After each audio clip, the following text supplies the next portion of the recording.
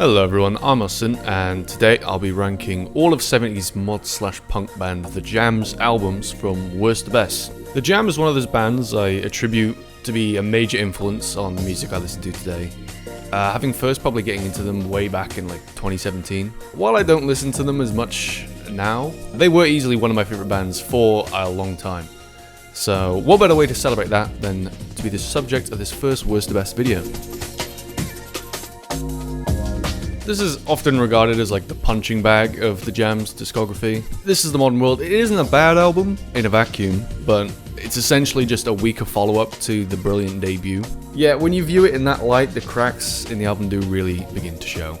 Don't get me wrong, there's some decent tracks on here, like the title track is great, and the more considerate Life from a Window is pretty good, but sadly a large portion of the album just feels like uninspired cut-offs with weaker lyrics, weaker instrumentation. Yeah, it just pales in comparison to their debut. There just isn't much reason to listen to the album.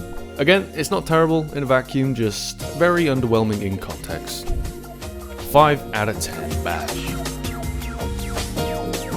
Okay, so this is easily going to be the most controversial placement on the list, and I did fight back and forth a lot on whether to place Setting Suns this low, but I just could not justify it being any higher. The phrase half-baked comes to mind when trying to describe this album. It's supposed to be a concept album about boys going to war, which you see bits of, but it just comes across really rough around the edges, albeit with a few brilliant singles. But as a complete package, an album, I just don't think it works that well. It is a shame because, as I said, there's some great songs on it. It starts brilliantly with Girl on the Phone, Thick as Thieves, and Private Hell, which are among some of my favourite songs from the band. Throw in Eating Rifles near the end, and that surely should be a recipe for a decent album, but that's only 4 out of the 10 tracks.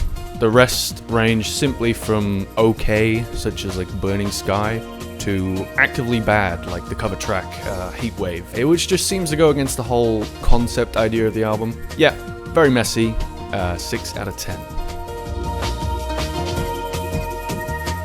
I don't know the consensus fully on this album, but I think a lot of people consider it to be pretty weak. I'd have to disagree. While this album does house the very popular Town Called Malice, I wouldn't attribute that track to be one of the album's main strengths. Because there is a lot of really good songs on this album, which range in so many different styles, from new wave to soul, all born from Weller's desires to branch out musically. While the album would mark the end of the Jam, even despite its commercial success, I still consider it to be really well put together. It tries a lot of things and does them all relatively well, so 7 out of 10. Jam's debut in the city, released in 1977, instantly solidified it as a standout act in the then breakout scene of punk rock. While maybe not one of the most complex albums, there is just an undeniable energy radiating throughout the album, which honestly puts a number of its contemporaries to shame. Besides the odd outlier, this album is just a half-hour powerhouse of adolescent angst you just can't help but love. Some of the top tracks for me include I've Changed My Address, I Got By in Time, and the title track, In the City. Overall, a super solid record, just offering some really good golden years punk rock. 8 out of 10. All mod cons, in layman's term, takes everything the Jam does best and just cranks it to 11.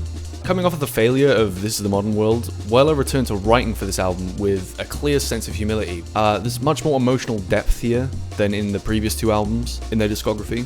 The lyrics are just generally better, the instrumentals are catchier, the production is clean, but not sterile. If you're for some reason watching this without already being into the band, I would definitely consider this the best entry point. 8.5 out of 10. While I do consider mod cons to deliver the most concise track-by-track package in regards to the Jam's strengths, I feel sound effects is where you're going to get the most mileage out of the band. This album sees the band at their most mature, offering a wide range of reflective, more post-punky tracks, which the mixing in each track kind of gives each instrument room to breathe. The album is just drenched in kitchen sink realism and working class anger, and these themes aren't wavered at all. It all just culminates to a very convincing record detailing the climate of Thatcher's Britain, from a working class perspective. While I wouldn't suggest that you just go straight into this album if you don't know the band, this is definitely the one you're going to be listening to the most as time goes on. 9 out of 10. Let me know down in the comments what your rankings would be of the Jams albums, and let me know if I'm wrong. But thank you for getting this far, I appreciate it. And make sure to subscribe for more music related content like this.